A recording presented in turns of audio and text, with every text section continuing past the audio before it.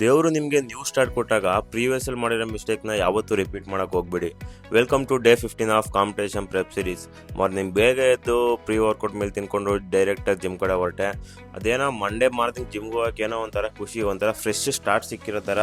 ಇವತ್ತು ನಂದು ಚೆಸ್ಟು ಮತ್ತು ಶೋಲ್ಡರ್ ವರ್ಕೌಟ್ ಆಗಿತ್ತು. ಅದಕ್ಕೆ ಹೋಗಿದ ತಕ್ಷಣ ಶೋಲ್ಡ್ರಿಗೆ ಸ್ವಲ್ಪ ವಾರ್ಮ್ ಅಪ್ ಮಾಡ್ಕೊಂಡು ಒಂದು 5 ಮಿನಿಟ್ಸು.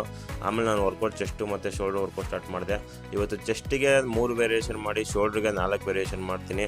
ಇವತ್ತು ಸ್ವಲ್ಪ ಅಪ್ಪರ್ ಚೆಸ್ಟು ಜಾಸ್ತಿ ಟ್ರೈನ್ ಮಾಡ್ತೀನಿ. ಶೋಲ್ಡ್ರಿಗೆ ಸ್ವಲ್ಪ ಟ್ರ್ಯಾಮ್ಸ್ ಸ್ವಲ್ಪ ವೀಕ್ ಇತ್ತು, ಅದಕ್ಕೋಸ್ಕರ ಸ್ವಲ್ಪ ಟ್ರ್ಯಾಪ್ಸ್ ಮಸಲ್ಸ್ಗೆ ಸ್ವಲ್ಪ ಜಾಸ್ತಿ ಟ್ರೈನ್ ಮಾಡ್ಕೊಂಡು ಇವತ್ತು ನಾನು ವರ್ಕೌಟ್ ಎಲ್ಲ ಮುಗಿಸ್ಕೊಂಡು ಮನೆ ಕಡೆ ಬರ್ತೀನಿ. ಇವತ್ತು ಚಿಕನ್ ಇರಲಿಲ್ಲ, ಸೊ ಈವ್ನಿಂಗ್ ಹಾಕೋಣ ಅಂತ ಅಂದ್ಬಿಟ್ಟು ಸೊ ಮಧ್ಯಾಹ್ನ ಮೀಲ್ಗೆ ಇವತ್ತು ಸ್ವಲ್ಪ ಎಗ್ ಮತ್ತು ವೆಜಿಟೇಬಲ್ಸ್ ತಿನ್ಕೊಂಡು ಒಂದು 2 ಅವರ್ಸ್ ರೆಸ್ಟ್ ಮಾಡಿ ಆಮೇಲೆ ಡ್ಯೂಟಿಗೆ ಲಾಗಿನ್ ಆಗಬೇಕಾಯಿತು.